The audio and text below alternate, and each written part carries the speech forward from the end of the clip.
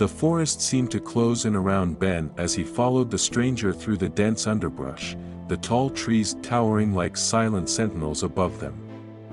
The sounds of the wilderness, distant bird calls, the rustle of leaves in the wind, felt strangely muted, as if the world itself was holding its breath.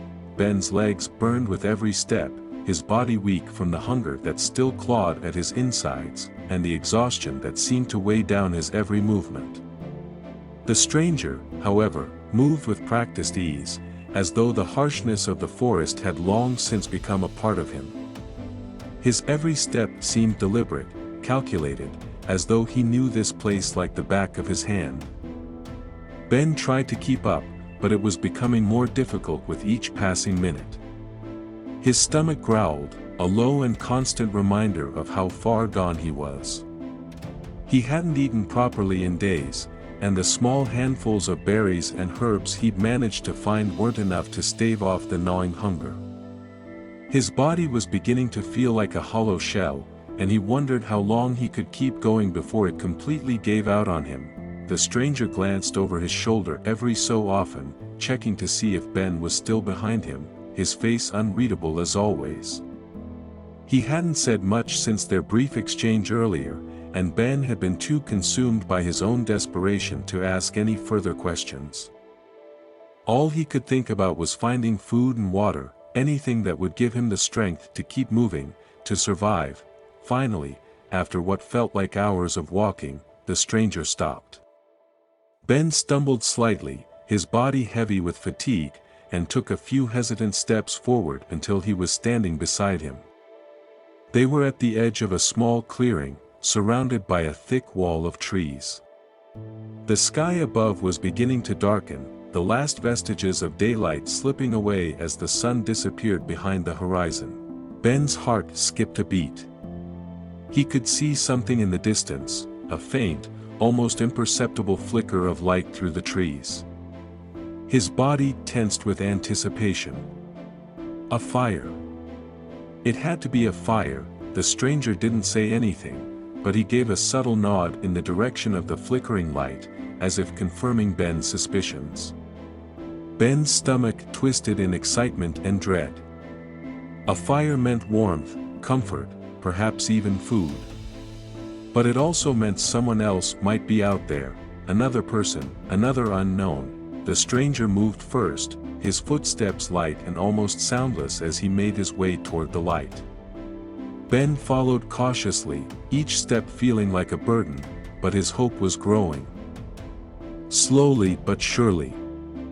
It felt foolish, this small flicker of hope after so many days of despair, but he couldn't help it. The idea of warmth, of a place to rest, and maybe even a meal, it was almost too much to resist. As they drew closer, the flicker of light became clearer. Ben could now see a small campfire, its flames dancing in the gathering darkness. The smell of burning wood and smoke filled the air, a welcome scent after days of being surrounded by nothing but damp earth and the musky scent of wet trees. Ben's heart raced, and his hands shook slightly, a mixture of fear and excitement bubbling up inside him. They were close now, only a few steps away. Ben's mind raced with questions. A million possibilities running through his head. Who had made this fire? Was it someone friendly? Or was it another trap, another danger lurking in the wilderness? The stranger stopped a few paces before the campfire, his posture tense, as if waiting for something. Ben stopped too, a few feet behind him, his breath shallow as he tried to make sense of the situation. The warmth of the fire was palpable now, the heat making his skin prickle with relief. But he didn't move any closer, not yet. "Stay back," the stranger murmured, his voice barely more than a whisper. "Let me see who's there." Ben's eyes widened, his pulse quickening. There was no denying the edge in the man's tone. The stranger wasn't just wary, he was prepared for something. The fire crackled, its glow casting shadows on the trees surrounding it. A figure sat on the opposite side of the fire, its back turned toward them. The figure was hunched over, stirring something in a pot with a long stick. The scent of cooking food drifted toward Ben's nose, and his stomach clenched painfully at the thought of real food, actual, cooked food that might finally satisfy the hunger that had been tormenting him for days. The stranger took a slow step forward, his eyes narrowing as he observed the figure. He didn't speak again, but there was a tension in his posture, as if he was waiting for something to happen. Ben couldn't help but wonder what kind of danger they were walking into, but his body, weakened by hunger, seemed to override any rational thoughts. The idea of food was overwhelming, and he found himself inching forward, despite the stranger's warning. The figure turned then, and Ben's heart nearly stopped. It was another man, but this one was older, with a grizzled face and deep lines etched into his skin. His hair was wild, his eyes sharp, and his clothes were just as worn and tattered as Ben's and the stranger's. But what struck Ben the most was the man's expression. Something in his eyes made Ben feel as though he was looking at a ghost, a man who had been in the wilderness far longer than he should have been. For a long moment, the three of them stood there, locked in a silent standoff. The older man's gaze flicked between Ben and the stranger, but he didn't make a move. His hand, however, was still resting on the pot beside him, as though he were prepared to defend it, or himself, at any moment. Ben swallowed hard, his dry throat catching on the tension in the air.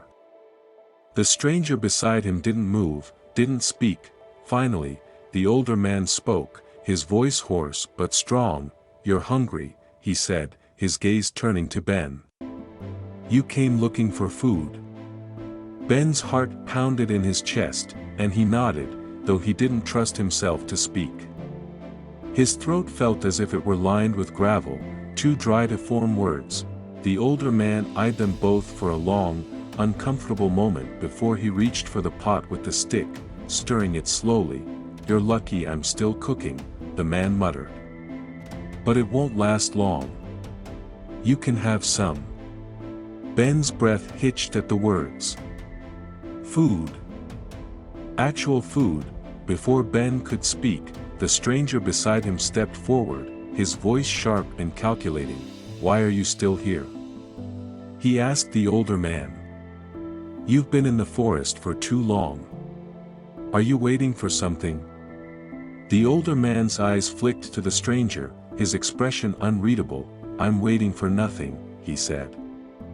"I've been waiting for too long for something that doesn't come. But I still eat. I still survive. There's always a way to keep going." Ben could feel the weight of the man's words, heavy with experience. The tone was both resigned and defiant, a mixture of acceptance and raw survival instinct. Ben, still too weak to speak, took a hesitant step forward. His eyes never leaving the pot the man had been stirring. His hands shook with the effort to maintain control, but he could barely keep his thoughts straight. The hunger was too strong, too overwhelming. The older man sighed, his gaze softening slightly. "Sit," he said, gesturing to a fallen log beside the fire. "I won't bite. You're not the first to come looking for food. And you won't be the last." Ben moved forward cautiously, lowering himself onto the log. His legs felt like jelly, and his body ached with every movement, but he didn't care. All that mattered now was the food that was just within reach. As the older man ladled a portion of the food into a small bowl, Ben's stomach growled louder, a desperate sound that made the older man pause, his lips curling into a small, knowing smile. "Hungry, huh?" he murmured, handing the bowl to Ben. "Eat. You'll feel better." Ben didn't wait for another word. He took the bowl with shaking hands, his fingers trembling as he brought it to his lips. The warmth of the food filled him almost immediately, and for the first time in what felt like forever, he felt a glimmer of hope, the faintest spark of strength returning to his body.